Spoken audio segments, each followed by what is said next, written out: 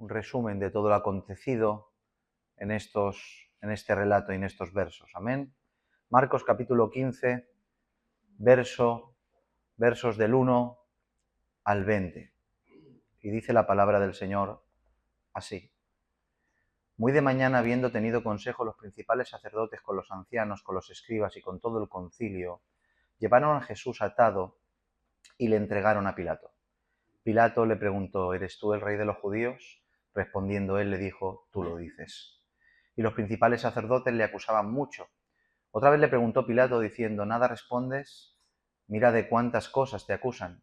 Mas Jesús ni aun con eso respondió, de modo que Pilato se maravillaba. Ahora bien, en el día de la fiesta le soltaba un preso cualquiera que pidiesen, y había uno que se llamaba Barrabás, preso con sus compañeros de motín, que habían cometido homicidio en una revuelta. Y viniendo la multitud, comenzó a pedir que hiciese como siempre les había hecho.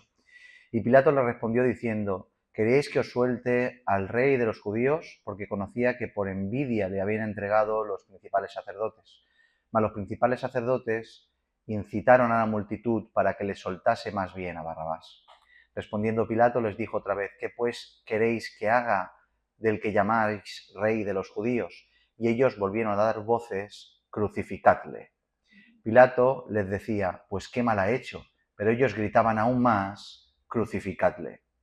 Y Pilato, queriendo satisfacer al pueblo, le soltó a Barrabás y entregó a Jesús después de azotarle, para que fuese crucificado. Entonces los soldados le llevaron dentro del atrio, esto es, al pretorio, y convocaron a toda la compañía, y le vistieron de púrpura, y poniéndole una corona tejida de espinas, comenzaron luego a saludarle: «Salve, rey de los judíos», y le golpeaban en la cabeza con una caña, y le escupían, y puesto de rodillas, le hacían reverencias. Después de haberle escarnecido, le desnudaron la púrpura y le pusieron los propios vestidos y le sacaron para crucificarle. Amén a su palabra. Continuamos con este relato conmovedor, con este cenit de la vida, en la vida de Jesucristo, con este tiempo de pasión, de sus últimos momentos sobre la faz de la tierra para redimirnos. Como estuvimos compartiendo la semana pasada, el proceso a Jesús, o sea, los medios por los cuales fueron juzgados, fue el juzgado, no fueron para nada simples. Este proceso consistió, si recuerdan bien, hacemos un poco de memoria, en 6 audiencias diferentes, 3 delante de las autoridades judías, que podríamos llamarlo el proceso religioso, y 3 delante de las autoridades romanas, delante de Poncio Pilato y demás, que podríamos llamar el proceso civil. La semana pasada ya estuvimos cubriendo todo lo relacionado con ese proceso religioso en casa de Anás, en casa de Caifás, atendiendo lo ocurrido, y hoy atenderemos todo lo correspondiente a este último proceso delante de las autoridades romanas. Antes de comenzar, y tenemos que seguir así despacio porque quiero abarcar todo este tiempo muy resumidamente, pero obviamente tenemos que hablar de diferentes cosas. Antes de comenzar, recordarles, como ustedes ya saben, que el Evangelio de Marcos no es un evangelio que precisamente se centre en darnos todos lujo de detalles en cuanto a los acontecimientos que nos muestra, sino todo lo contrario. Ya estamos acostumbrados que es un evangelio particularmente ágil y rápido. Por tanto, este relato que encontramos en el proceso a Jesús cara a las autoridades romanas no es precisamente exhaustivo, o sea, no abarca todo lo que en realidad aconteció ahí. Por tanto, necesitamos explicar lo que aconteció una vez más, sumando los datos registrados en la suma, valga la redundancia, de todos los evangelios para poder comprenderlo. Esto nos permitirá, por un lado, no ignorar ningún detalle de los acontecimientos, pero por otro lado también nos pone un inconveniente, que es difícil ser preciso exactamente, sin lugar al error, en cuanto a la exactitud de los detalles cronológicamente que se desarrollaron. O sea, es muy complejo decir primero pasó esto, luego inmediatamente esto, luego le hicieron esta pregunta. ¿Entienden lo que quiero decir? No obstante, no es relevante ya que se expone todo el contenido y no hay ningún problema en que se altere un orden de otro. Eso también sirve para la congregación para no ver errores en las Escrituras, porque las Escrituras no tienen errores. Simplemente que los evangelios, como ya saben, relatan los acontecimientos en base a la autoría de la persona inspirada que escribió y en base a lo relevante que quiere exponer. Por tanto, no hay ningún tipo de contradicción. ¿Me siguen, verdad? Todos los evangelios comienzan este relato de la misma manera, todos, señalando lo que ocurrió en esa mañana. El versículo 1, muy de mañana, habiendo tenido consejo los principales sacerdotes con los ancianos, con los escribas y con todo el concilio, llevaron a Jesús atado y le entregaron a Pilato. Como ya hablamos la semana pasada, lo primero que hicieron a primera hora de la mañana fue hacer público y oficial lo que ya determinaron de madrugada. Esa madrugada tomaron las palabras de Jesús, que era hijo de Dios y descendería de las nubes del cielo, y lo verían sentado en el trono al lado del Padre para condenarlo por blasfemia. Por tanto, tomaron todo lo que habían ya maquinado de noche y por la mañana, reunidos todo el consejo de una forma ahora sí oficial, presentan oficialmente tal acusación. Es entonces que nos dice el texto que ataron a Jesús después de ese acontecimiento de la reunión de la mañana y se lo llevaron a Poncio Pilato.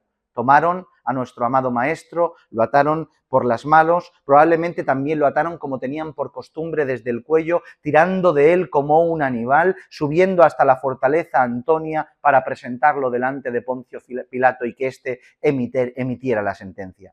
Y como siempre ocurre, aunque ellos creían que tenían el control de todo, lo único que hacían era cumplir al pie de la letra lo que ya se designó desde antes de la fundación del mundo y ya se profetizó en las Escrituras. Cualquiera que viera la escena, a los fariseos teniendo cogido del cuello, atado a Jesús, dirían, estos lo tienen todo controlado. Pero dice Mateo 20, 18, 19, he aquí subimos a Jerusalén y el Hijo del Hombre será entregado a los principales sacerdotes y a los escribas y le condenarán a la muerte y le entregarán a los gentiles para que lo escarnezcan, lo azoten y lo crucifiquen, mas al tercer día resucitará. Toda esta realidad ya estaba profetizada, el llevarlo a los gentiles, el que lo azotaran, el que muriera. Por tanto, Jesús, Dios Todopoderoso, seguía teniendo el control.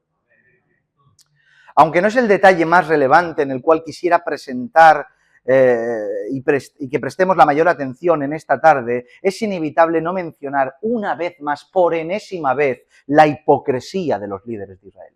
Es que es de continuo, te salta a la cara esa hipocresía cada vez que pasas por estos relatos.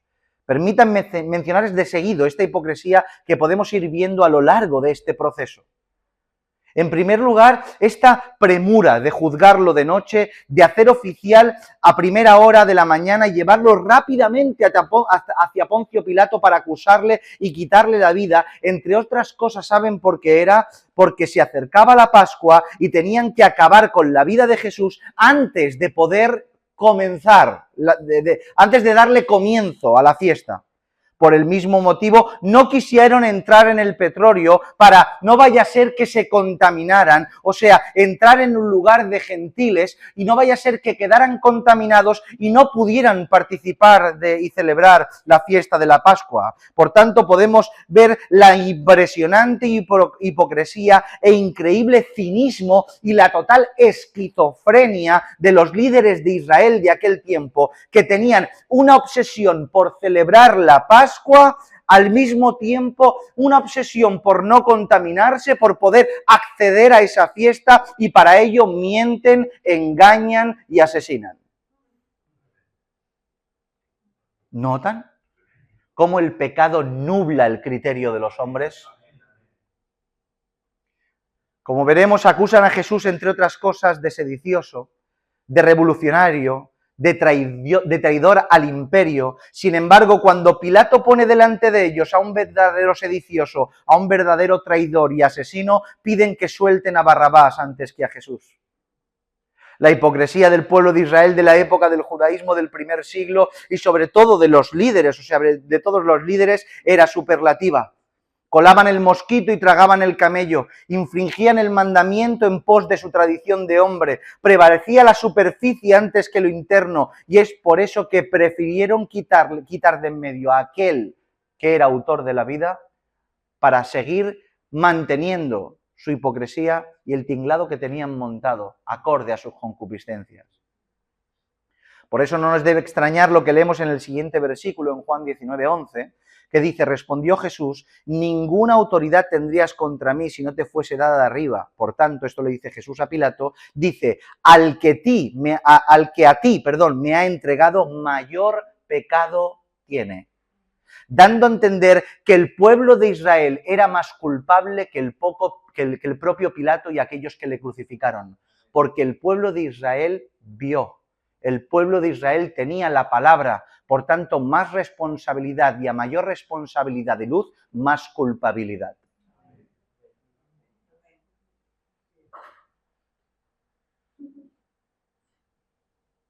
Y esto nos tiene que hacer entender, entre muchas cosas así sueltas, para aplicar principios para nuestra vida, es que vivir rodeado de lo religioso nunca será garantía de un corazón regenerado. Vivir rodeado de la religión, vivir rodeado de todo lo que tiene que ver con la fe, aunque esto esté en un contexto santo, no es garantía de un corazón regenerado. Cristo es garantía de un corazón regenerado.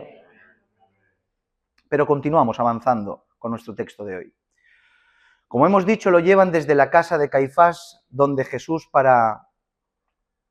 lo llevan desde la casa de Caifás, donde Jesús pasó la noche, hasta la fortaleza Antonia, donde residía Poncio Pilato. Y sobre este personaje y su particular conducta es que me gustaría de alguna manera que prestáramos atención y nos centráramos en esta tarde, en el día de hoy, para extraer algunos principios de conducta que sobre todo no debemos reproducir. Muy rápidamente, ¿quién era este Poncio Pilato? Poncio Pilato, romano de nacimiento, precepto o gobernador de las provincias de Samaria y de Judea, las cuales estuvo gobernando sobre ellas desde el 26 después de Cristo hasta el 37. En cuanto a su conducta y carácter, tanto las Escrituras como la historia no lo ponen en un buen lugar a Poncio Pilato. Filón, citando una carta de Agripa a Calígula, le llama inflexible, falto de misericordia y obstinado. No le importaba enemistarse con los judíos a los cuales gobernaba, ya que usó el dinero del templo para cubrir los gastos de cierto acueducto que tenían que construir, llevando banderas romanas a Jerusalén y poniendo en el templo escudos de oro cubiertos de imágenes de nombres de dioses romanos. Imagínense el disgusto para los judíos que tener un gobernador así. La propia Escritura nos dice de la conducta de Poncio Pilato lo siguiente, en Lucas capítulo 13, versículo 1. En este mismo tiempo estaban allí algunos que le contaban acerca de los galileos cuya sangre Pilato había mezclado con los sacrificios de ellos. Esto lo dice la Escritura. ¿Sabe lo que significa? Que tras orden de Poncio Pilato probablemente quitaron la vida a algunos sacerdotes en el momento en el que estaban ejerciendo el oficio dentro del templo. Y por eso es que dicen que Pilato mezcló la sangre de los sacrificios con la sangre de aquellos que mandó matar. Esto tiene que ver con esto nos muestra esta gravedad de conducta de Poncio Pilato y todo esto sumarle la propia conducta que estamos viendo en el relato que tenemos hoy delante. Por tanto, no tenemos precisamente a un gobernador recto y honesto, sino más bien a uno malvado y que sobre todas las cosas buscaba su propio beneficio. Esto que estamos hablando en cuanto a este rasgo del carácter egoísta de Poncio Pilato se ve cristalino en este proceso a Jesús, cristalino, mis hermanos. Pilato en ningún momento, como vemos en el relato, quiere acabar con la vida de Jesús. No quiere, en reiteradas ocasiones dice que no ve un mal en no quiero quitarle la vida. Pero no porque fuera justo, no porque había reconocido que Jesús era el Mesías, ni mucho menos, sino porque era lo que le convenía en ese preciso momento, ya que estaba puesto en estrecho y presionado por un lado por el poder romano, que le dio dicho cargo, y por el otro por la revuelta que los propios judíos se podía generar y la revuelta que podía generar si no atendía a sus peticiones, si le quitaba la vida sin más, podía considerarse a los ojos de Roma y a ojos del pueblo de Israel un gobernante que se doblegaba sin causa ante las peticiones del pueblo. Y si por el contrario, si no le quitaba la vida, podía ser considerado a los ojos de Roma un gobernante que no acababa las revueltas rápidamente matando a los sediciosos y por otro lado se exponía a que el pueblo de Israel se volviera hacia Roma por no cumplir sus exigencias. ¿Entienden? Estaba en estrecho Poncio Pilato ante el caso delante de Jesús. Por sistematizar un poco el proceso, las formas que Pilato utiliza para intentar sujetarse a Roma y al emperador, como para aplacar la revuelta judía, intentar encontrar ese equilibrio, consistía por lo menos en 4 intentos diferentes, 4 artimañas que puso delante para que esto pudiera llevarse a cabo. Por medio de interrogar a Jesús y encontrar en sus palabras una forma de absolverle, lo intenta por medio de ponerlo en libertad con esa tradición que tenía de soltar a un preso en el día de la Pascua, lo intenta mandándolo a Herodes, a Antipas, y que él se encargue, y por último por medio de esa tortura conocida por flagelamiento. Todos estos intentos de Pilato para exonerar a Jesús, manteniendo el equilibrio entre el poder romano y la plebe judía, tenía solo un propósito: tomar una decisión que no tuviera ninguna consecuencia ni responsabilidad personal. Tomar una decisión sin consecuencias y sin responsabilidad personal. En otras palabras, gestionar la cuestión de tal manera que su resolución no le ocasionara ninguna molestia. Poncio Pilato quería arreglar este problema sin decidir personalmente para no responsabilizarse de la muerte o libertad de esta persona que tenía delante. Buscaba por todos los medios encontrar, o bien en la boca de Jesús, o bien en la boca de sus acusadores, o bien en cualquier otro medio, el decidir sin decidir. Esta forma de actuar describe a ese tipo de personas que nunca se implican en nada. Decidir sin decidir. Que dicen y no dicen. Que siempre son ambiguos en su forma de hablar y actuar, que esperan a que otros deciden por ellos, por si la cosa se tuerce, decir que ellos no dijeron nada. Son aquellos que se ponen al lado de los que hablan, pero cuando el que habla, el que se pronunció, tiene que recibir los golpes, se aparta diciendo yo no tenía nada que ver. Los ambiguos, los que deciden sin decidir, los que se implican sin implicarse, los que se alinean con una verdad que les conviene, pero no quieren recibir y afrontar las consecuencias que esa verdad genera y proporciona. Con tanto miedo a involucrarse, tanto miedo a las consecuencias, tanto miedo al error, que siempre buscan y procuran encontrar caminos alternativos que los exima de la responsabilidad de una decisión en firme. Nunca deciden en firme. Nunca dicen lo que piensan con un corazón sincero y afrontando el acierto o el error. Nunca. Siempre a medias tintas, siempre sin sinceridad. Pero el Evangelio no es para cobardes. El Evangelio no está diseñado para cobardes. Las decisiones, sobre todo las decisiones de seguir al Señor, se tienen que tomar en firme. Y siempre, absolutamente siempre, van a tener consecuencias. No puedes decir sí y apartarte. Tienes que decir sí y recibir el golpe. Porque si dices sí y te apartas, nunca dijiste sí. El sí lo dijo otro por ti. Nunca dijiste sí. Como cristianos no podemos pretender decidir sin decidir o refugiarnos en la decisión de otro. Formar parte de una congregación bíblica que dice amén a la verdad y se enfrenta unánimes, juntos a las dificultades, y tú te pones paralelamente, como diciendo esto no va conmigo.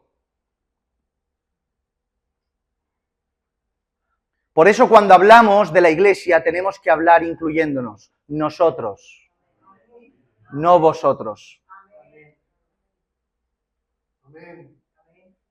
Nosotros, no vosotros. Cuando decimos sí al Evangelio no es otro quien decide por nosotros, sino nosotros que voluntariamente abrazamos esa verdad. Por tanto, esa verdad no solo te pone delante de Cristo, sino delante de todo lo que Él te demanda y por ende expuesto a todos aquellos que aborrecen dicho camino. Lo siento, mis hermanos, ese sí tiene esas consecuencias. No podemos hacer como Pilato, buscar artimañas para decidir sin decidir. O decimos sí o decimos no. Pues este principio, esta verdad es lo que Pilato quiso enfrentar. Al ver que su decisión iba acompañada de consecuencias, prefirió que otros decidieran por él, creyendo que lavándose las manos solucionaría sus problemas. Y eso es lo que ocurre en muchas ocasiones con muchos supuestos cristianos que al ver las consecuencias que tiene el evangelio verdadero, dejan por causa del temor que otros decidan por él. No, lo dijiste tú, yo no lo dije, me lavo las manos con esto. Creyéndose que lavándose las manos quedarán libres de la culpa, pero lo que no saben es que permitieron que en su vida mataran a Jesús. Y no hay quien limpie esa suciedad. Todos dijimos sí a la verdad del Evangelio, profesamos una fe, formamos parte de una congregación y decimos ser hijos de Dios, por tanto no puedo estar condicionado por el temor. Pilato es el ejemplo de lo que no se tiene que hacer. No puedo pretender que mis decisiones no tienen consecuencias como estamos compartiendo en esta tarde. No podemos excusarnos con frases, es lo que hay, siempre se ha hecho así, es muy difícil, tengo una familia complicada, ¿qué va? Hay consecuencias. O autoengañarnos a nosotros mismos diciendo, cedo esto para poder ganar aquello. Mentira. Voy a luchar desde un lugar para cambiar la situación. Mentira. O quizá no me comprometo del todo porque no soy digno. Mentira. No tienes pesar. Lo que quieres es seguir pecando. El cristiano, una vez más, tiene que tomar una decisión en firme. No puedo permitir que otros decidan por mí y marquen el ritmo de mi camino. ¿Lo creéis? No quiero morir como Pilato, con las manos sucias. Pero bueno, el Señor nos ayude a caminar, ¿verdad? Habiendo hecho énfasis en el principio, en este principio, que simplemente es el que me ha gustado aplicar, creo que era del Señor aplicarlo en esta tarde, vamos a seguir avanzando en el relato. Los líderes de Israel para nada eran tontos, para nada. Y ellos sabían que de primeras no podían acusar a Jesús con premisas de ámbito religioso. No podían. Ellos sabían que no podían decirle a Pilato, este es un blasfemo. Mátalo, crucifícalo. Blasfemo, ¿a qué me importa que sea un blasfemo? Yo no tengo nada que ver con vosotros. ¿A mí qué me decís que es el Mesías? No podían ir a él con conceptos religiosos. Por tanto, fueron a Pilato con ciertas acusaciones que sí podían ser consideradas como un delito tan grave para dar la probabilidad de la pena capital. Y estas acusaciones fueron las siguientes, y como es de suponer, todas ellas completamente alejadas de la verdad. Por un lado nos dice la Escritura que lo acusan de malhechor, o sea, de alguien que comete malas acciones. Malhechor es mal hacedor, aquella persona que hace malas acciones. Pero Jesús era todo lo contrario. Él se podía haber defendido y decirle a Pilato todas las buenas acciones que había realizado. Pilato, esto no tiene sentido. ¿Cómo que malhechor? ¿Cómo que soy un malhechor? ¿Sano enfermos? ¿Resucito muertos? ¿Doy de comer al hambriento? Y no hago distinción entre judíos, samaritanos, romanos. A todo el mundo le hago bien. Si algo era Jesús, era un bienhechor. En él solo resaltaban las buenas acciones. La cosa se pone más tensa y le dicen que Jesús enseña a no pagar tributo a César. Acusarlo de eso ya era más serio, ya que si algo tenía por importante Roma era que fueran todos disciplinados a la sujeción del imperio que los gobernaba. Con Roma llegó cierta paz a las regiones donde gobernaba. Ellos gobernaban, pero dejaba culto religioso, dejaba libertad cultural, dejaba que vivieran de alguna manera con ciertas libertades siempre y cuando tuvieran al emperador como la autoridad máxima y correspondientemente pagaran los impuestos y los tributos al César. Pero una vez más lo acusan con una mentira muy clara, ya que en cierto momento, ¿qué es lo que hizo Jesús con una moneda? ¿Se acuerdan? Pidió una moneda para poner un ejemplo, señaló quién estaba inscrito, quién está impreso en esta moneda, y entonces cogiendo la moneda y levantándola dijo, dadle al César lo que es del César y a Dios lo que es de Dios. Jamás dijo de no pagar tributo al César. Por tanto, le acusan con mentira. Por último, lo acusan de ser el rey de los judíos.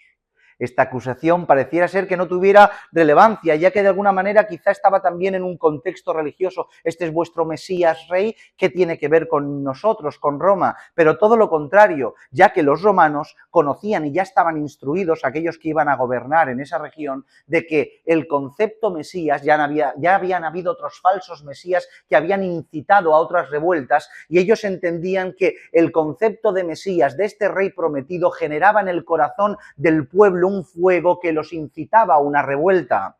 Por tanto, los judíos sabían cómo acusarles. ¡Qué malos! Sabían cómo acusarles. No paga tributo y dice hacerse rey. O en otras palabras, va en contra de Roma, va en contra del emperador. Y solo después de esas acusaciones es que también le dicen, y también aparte de eso es un blasfemo. Y siendo hombre se hace Dios, presentándole el pack completo para que Pilato lo crucificara. Pero como veníamos diciendo, aunque las acusaciones son varias y por diferentes flancos llegaron a ser, Pilato una y otra vez quiso eludir su responsabilidad directa para que los demás tomaran una decisión que no le afectara a él, ni cara a Roma y al emperador, ni con los propios judíos que venía a traerle tal acusación. Es por eso que empieza a utilizar su astucia para intentar eludir esa decisión directa que lo comprometía. Y su primer intento fue tras enterarse de que Jesús era Galileo. Dice la Escritura en Lucas 23, 4 y 5, dice, y Pilato dijo a los principales sacerdotes y a la gente, ningún delito hallo en este hombre, pero ellos porfiaban diciendo, alborota al pueblo, enseñando por toda Judea, comenzando desde Galilea hasta aquí. Poncio Pilato vio el cielo abierto cuando le mencionaron Galilea, ya que era jurisdicción de Herodes, Antipas. Y por eso dijeron, Galilea, Herodes, quitarme a este de aquí, que se encargue Herodes. Ese fue su primer intento, de quitarse el problema de en medio. Entonces Jesús fue llevado delante de Herodes, tetrarca de Galilea. Herodes Antipas, hijo de Herodes el Grande, el cual heredó las locuras y los desvaríos también de su padre.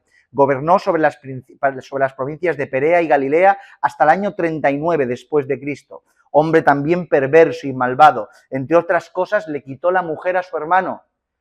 Y quedó registrado en la historia no solo por estar delante de Jesús, sino porque le quitó la vida a Juan el Bautista después de ese baile exótico a petición de la mujer que no era suya y su hija, y le cortó la cabeza a Juan. Jesús se presenta ante este Herodes y todos sabemos lo que ocurrió en ese lugar y la brevedad del encuentro. Herodes, muy ilusionado, creía que le iba a hacer aquí cual mago circense trucos de magia. Viene este que dicen que resucita muertos, que sana enfermos. ¿Qué nos vas a hacer delante, verdad? ¿Qué nos vas a mostrar? Pero Jesús enmudeció. Porque no delante de todo el mundo tenemos que hablar. A veces nos vemos con la responsabilidad de responder siempre a las preguntas, pero permítanme decirles que no. Tenemos que pedirle sabiduría a Dios para que nos ayude a discernir con quién podemos y con quién no podemos hablar. Y qué es lo que podemos y qué es lo que no podemos hablar. Hay personas que solo se merecen un silencio como Herodes. Y nuestro Señor no abrió la boca. Es por eso que tras burlarse de él, decepcionados, y vestirle de ropas reales y escarnecerlo, lo devolvieron de vuelta a Pilato. Pero hay algo que me gustaría resaltar y no pasar por alto en cuanto a todo esto que aconteció entre Herodes y Pilato, algo que ustedes ya supongo que sabrán. Fue conocida la enemistad o la animadversión que había entre Herodes y Pilato. Pilato no podía soportar a los judíos, no los aguantaba, estaba allí, no los podía aguantar. Tampoco podía soportar a estos gobernadores idumeos que gobernaban paralelamente con Roma, no lo podía aguantar. Herodes no podía aguantar a Herodes ni a sus hermanos que gobernaban diferentes provincias. Por otro lado, Herodes, que gobernaba antes que Poncio Pilato, cuando Poncio Pilato vino a gobernar a la provincia de Judea, no estaba contento Herodes con esa gobernabilidad compartida. Pero a pesar de sus enemistades, entre ellos ocurre algo que encontramos en varias ocasiones cuando se presentan las mismas circunstancias, y es que el odio común une. El odio común une. Lucas 23:12 dice, y se hicieron amigos Pilato y Herodes aquel día, porque antes estaban enemistados entre sí. Jesús los unió, pero de una forma negativa. Estaban enemistados y el odio común hacia Jesús los unió. No se soportaban el uno en el otro, no tenían nada en común, sus intereses chocaban de continuo, pero les unió la animadversión. El problema de Jesús unió a estos dos gobernantes. Y tenemos que decir que este principio no solo se ve en las Escrituras, como lo vemos con Herodes y Pilato, o como lo vemos con los fariseos y saduceos que no se aguantaban, y Jesús fue el punto de inflexión para unirse en el discurso, sino que los cristianos, aquellos que somos herederos de su gracia y de su evangelio, ponemos en común a los que se enemistan entre ellos por el odio que nos tienen a nosotros. Esto funciona así. Aquel que camina la vida del Evangelio pone en común a aquellos que no pueden soportar esta vida, aunque entre ellos no se puedan soportar. Es una realidad muy triste, pero es así. Es así. Dicho esto, y tras ver cómo el intento de sacarse a Jesús de encima, mandándole a Herodes, no funcionó, continuamos. Otra de las formas que Pilato usó para intentar salir de esta situación comprometida consistió en diferentes audiencias semiprivadas con Jesús. Tenemos que decir que este interrogatorio no fue seguido, o sea que no solo fue en una sola audiencia estas preguntas, sino que parece ser que iban pasando acontecimientos, como le decía al principio, es muy difícil relatar exactamente cómo el orden cronológico de lo acontecido, pero iban saliendo, exponiéndoselo a los judíos, diciéndole cosas, entrando, haciéndole preguntas. Esa fue la dinámica del encuentro de Pilato con Jesús. Pero más o menos hubieron dos preguntas a resaltar en esos encuentros privados que hay que enfatizar o hay que decir en voz alta. La primera pregunta a resaltar, fue, ¿eres tú el rey de los judíos? Pilato le dijo al rey, ¿eres tú el rey de los judíos? Esta pregunta fue en consecuencia a una de las acusaciones que los líderes de Israel hicieron en contra de Jesús. Por tanto, en su encuentro privado con él, le pregunta al respecto, ¿vienen a mí diciéndome que eres rey? ¿Eres tú el rey de los judíos? Jesús podemos ver que no permaneció totalmente callado, sino que en ocasiones muy contadas conduce a Pilato con sus palabras al lugar que quería llevarlo. Palabras escuetas, cortas, pero concisas. Según el Evangelio de Marcos, Jesús contesta afirmativamente a esa pregunta. Pilato le preguntó, versículo 2, ¿eres tú el rey de los judíos? Respondiendo, él le dijo, tú lo dices. Yo hubiera dicho amén. Esta expresión en la actualidad puede sonar o sarcástica, una connotación negativa, como diciendo, tú lo dices, pero no yo, eres tú quien lo dices. Tú lo dices. Hoy se utiliza esta expresión así. Tú lo dices. Como diciendo, yo no lo digo. Pero en aquel tiempo esa expresión en griego tenía la connotación del sí. Cuando se decía en contestación a una pregunta, tú lo dices, le estaba diciendo sí, es así, afirmativamente es como tú dices. Prueba de ello lo tenemos, en otra ocasión no lo leemos, pero pueden mirarlo, en Lucas capítulo 22, le preguntan acerca de su identidad como hijo de Dios y él contesta afirmativamente así. Vosotros lo decís, tú lo dices, que soy hijo de Dios, diciendo, soy hijo de Dios.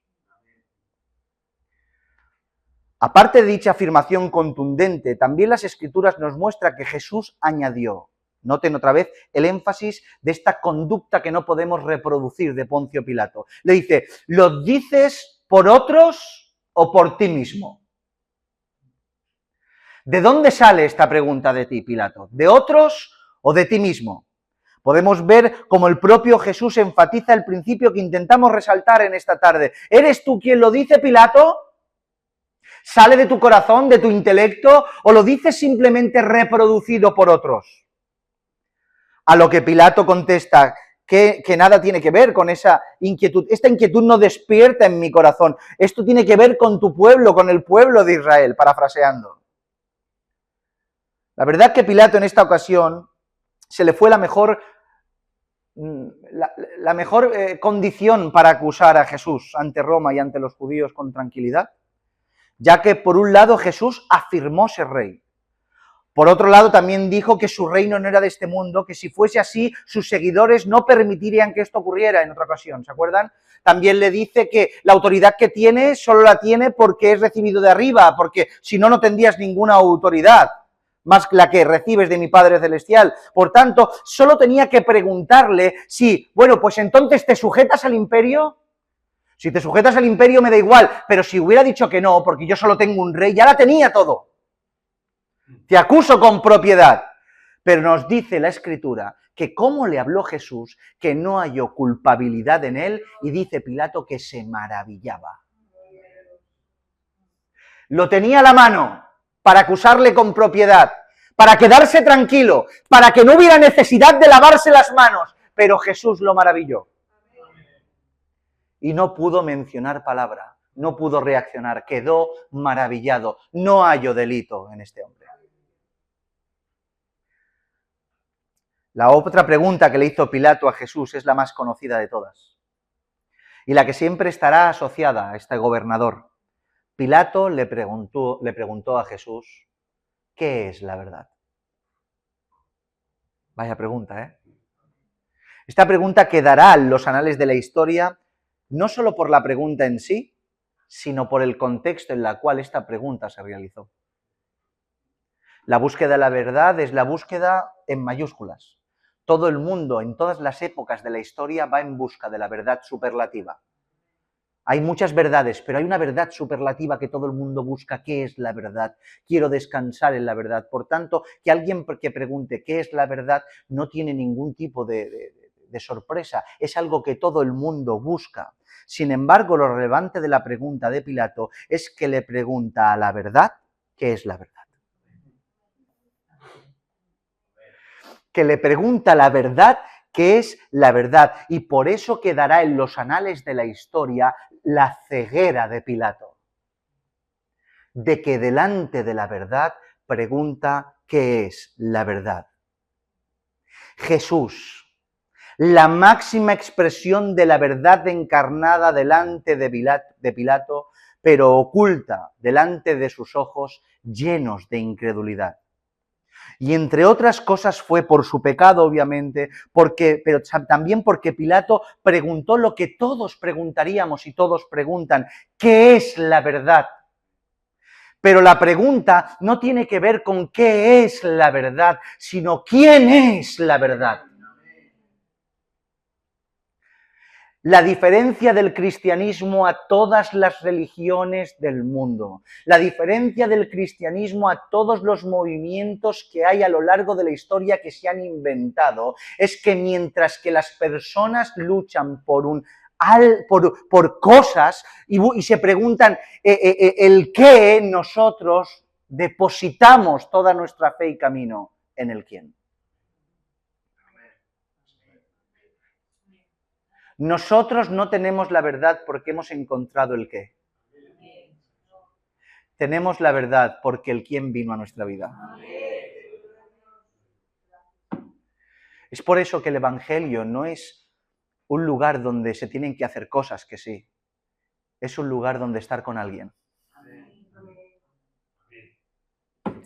La verdad es Él. Y en consecuencia todo lo que Él dice.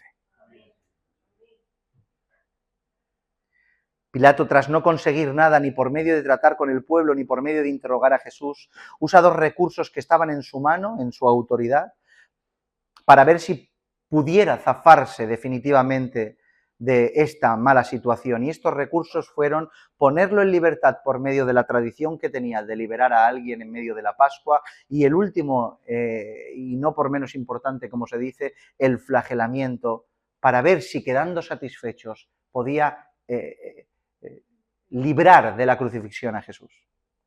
En primer lugar lo pone delante de Barrabás, delante del pueblo, juntamente con Barrabás. En los días de la Pascua los romanos tenían por costumbre soltar a un preso del pueblo, de los judíos, del pueblo de Israel. Es entonces que Pilato pone delante del pueblo a su lado a uno que era imposible que no lo escogieran, porque era un sedicioso. Los líderes de Israel, que era la parte saducea, no quería enemistarse con Roma, estaba compinchada con Roma, ya que les otorgaba el sacerdocio y el monopolio del templo. Por tanto, cuando le ponen a un sedicioso, homicida, se supone que de la parte de los celotes, de los sicarios, de estos que iban con la daga, de que querían revolverse en contra de Roma y provocar la guerra y recuperar la tierra, si te pongo a este Barrabás, estos líderes que están asociados con nosotros, es imposible que no los cojan. ¿A quién busco? A este, al peor, al lado de Jesús, Barrabás. Este Barrabás que según las Escrituras era lo peor. Sin embargo, ocurrió precisamente lo contrario.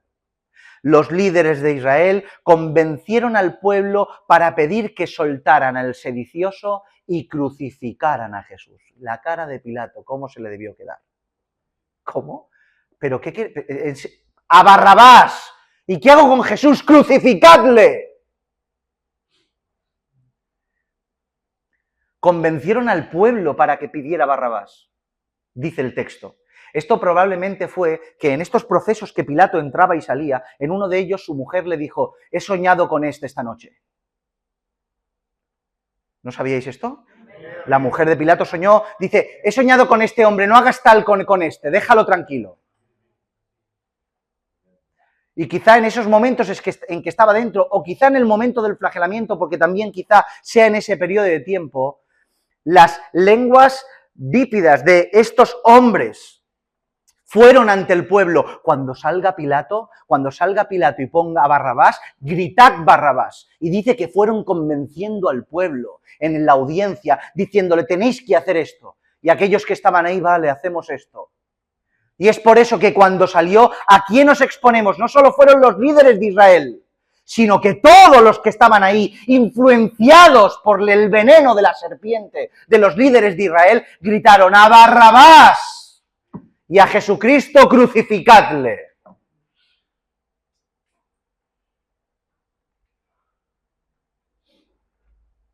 Cuando Pilato vio que no había manera con esto, utilizó de un último recurso. Pilato, como ya había quedado constancia de ello, no quería quitarle la vida a Jesús, pero eso no significaba que tuviera algún tipo de compasión hacia él. Y la decisión fue flagelarlo. Y es una clara muestra de ello que su corazón estaba completamente corrompido. El flagelamiento, como ustedes ya saben, fue una tortura terrible practicada por los romanos. La hemos hablado al detalle en esta congregación.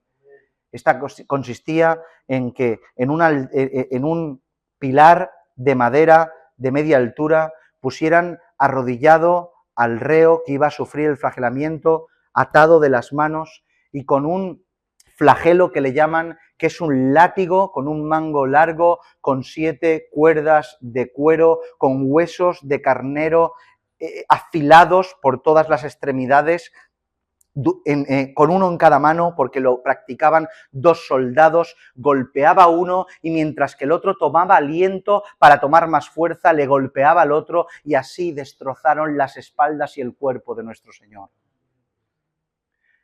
El golpe del flagelo no solo dolía por el golpe en sí, sino por el desgarro a la hora de recoger el látigo. No sé cuántos golpes le dieron, muchísimos. Pero sí que sé que su cuerpo quedó como una pura llaga. Completamente desfigurado nuestro Señor. Destrozado. Este tipo de flagelamiento no era usual para alguien que tuviera que ser crucificado. simplemente porque el hecho de flagelarlo de tal manera impedía que el proceso hacia la cruz fuera ejecutado. Por tanto, ya no sería condenado por crucifixión, sino condenado por flagelamiento. Por tanto, las dos cosas no era típico que se hicieran. Por tanto, si a esto le sumamos la insistencia de Pilato de qué es lo que queréis que haga con él y el flagelamiento, nos señala que ese modo de flagelarlo era el último intento por su parte de que al verlo como una pura llaga dijeran, venga, pues ya está, ya estamos satisfechos. Pero ellos no lo querían así, ellos le querían muerto.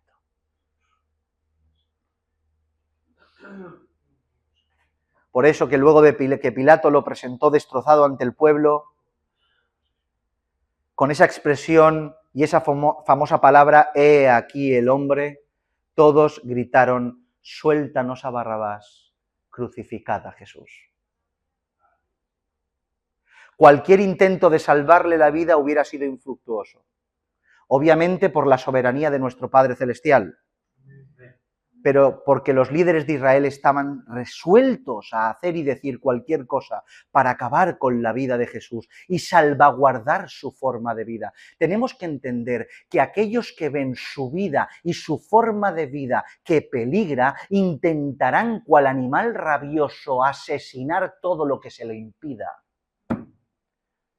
Es por eso que la conducta de una iglesia verdadera es un peligro para los que no caminan igual.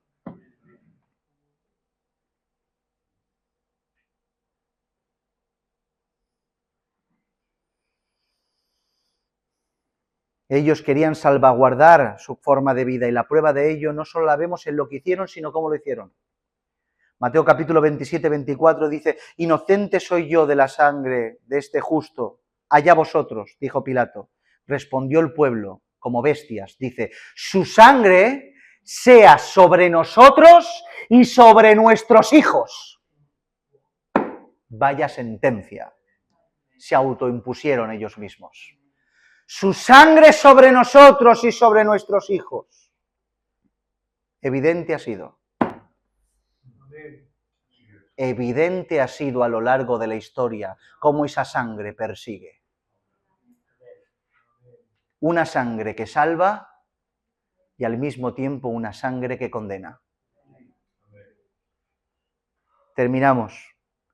Ya hemos visto por las Escrituras que los judíos, en base a su contexto, fueron aún más culpables que Pilato, pero ha quedado evidenciada la conveniencia y cobardía de este Poncio Pilato.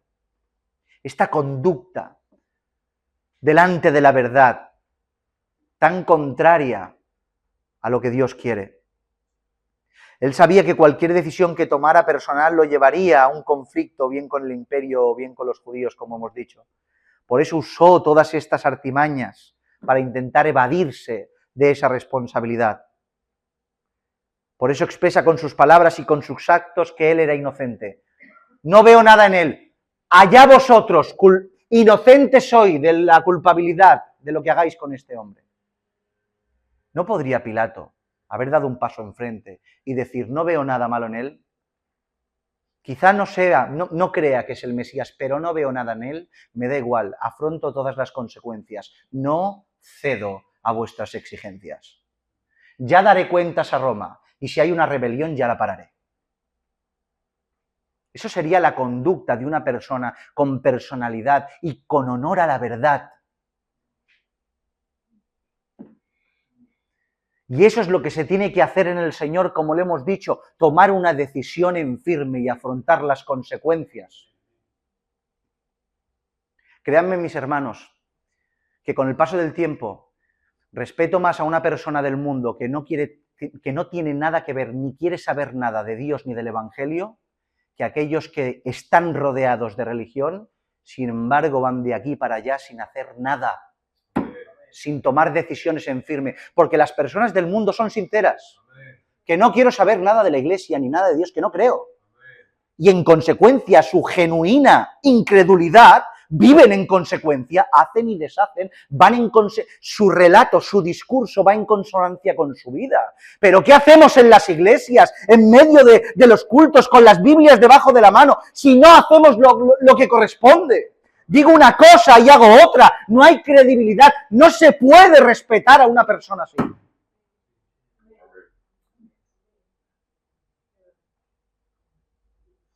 Que el Señor nos dé gracia para tomar decisiones en firme. Que todas las decisiones que tomemos sean firmes afrontando las consecuencias correspondientes. Somos la Iglesia de Cristo. Amén. Y si Cristo, por decir lo que era y vivir como tocaba, lo llevó a la cruz, vayamos a la cruz. Amén.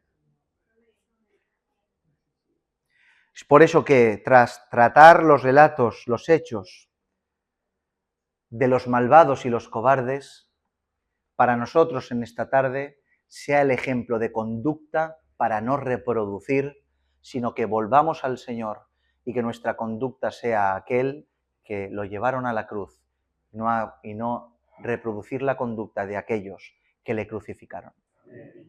Amén. Incline su cabeza, vamos a orar.